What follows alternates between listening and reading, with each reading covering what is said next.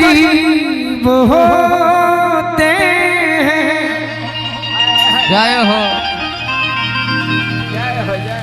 वो बड़े रमा गया भैया, ए रमा गया भैया पानी पिए तो वो बड़े खुश नसीब होते हैं। जय हो जय हो।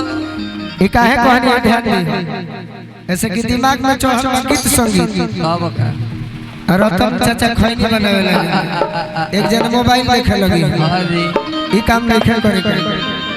यही से कहता जिसके घर आईना नहीं होता, जिसके घर आईना नहीं होता,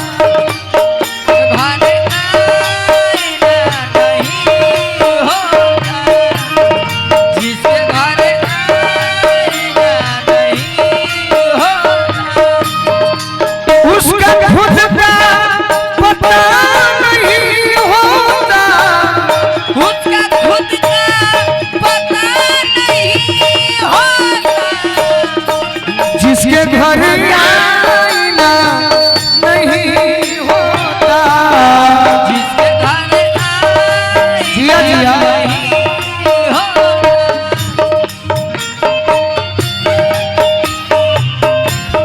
क्या बात है।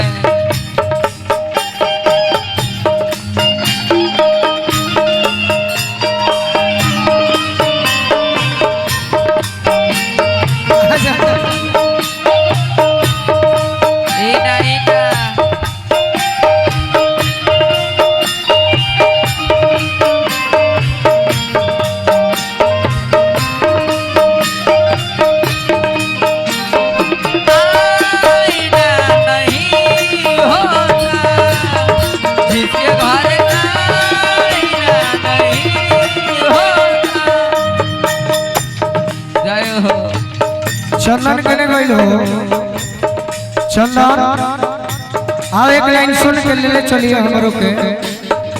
हेने आओ बबुआ, आओ हेने आओ चंदन जादव जी हेने आए, हेने आई वो करे के बजा देले बड़े सब। दोस्तों की कमी नहीं होती,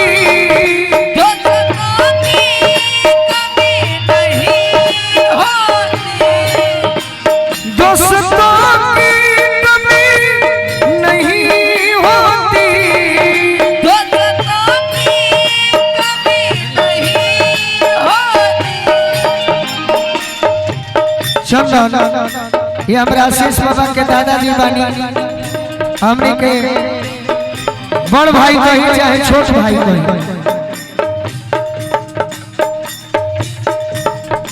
एगो बात तहरा खातिर रहल है से बोला देली।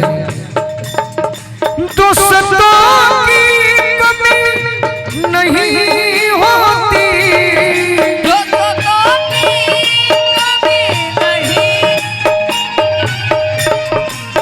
हर कोई आपसा नहीं होता, हर कोई आपसा नहीं होता, हर कोई आपसा नहीं होता।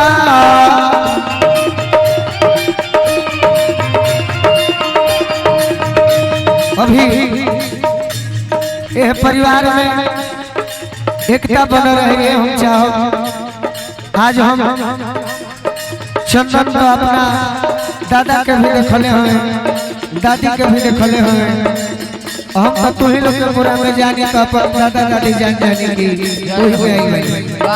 आज हमारे आशीष बाबा के दादाजी की ओर से भी आशीर्वाद मिला, और हमने के अपना घर जान के आई जानी जा आशीर्वाद देहु लइकन को बनोले रखो।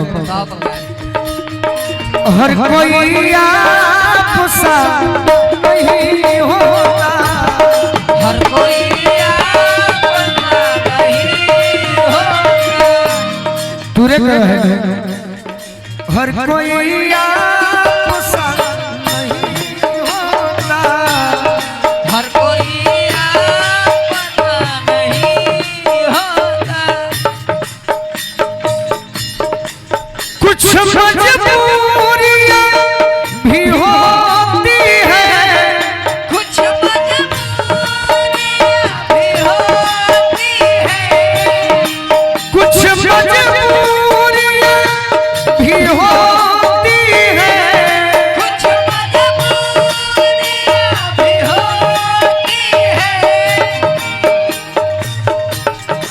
मजबूरियां भी होती हैं, लेकिन लेकिन हर कोई बेवफा नहीं होता। हर कोई बेवफा नहीं होता। हर कोई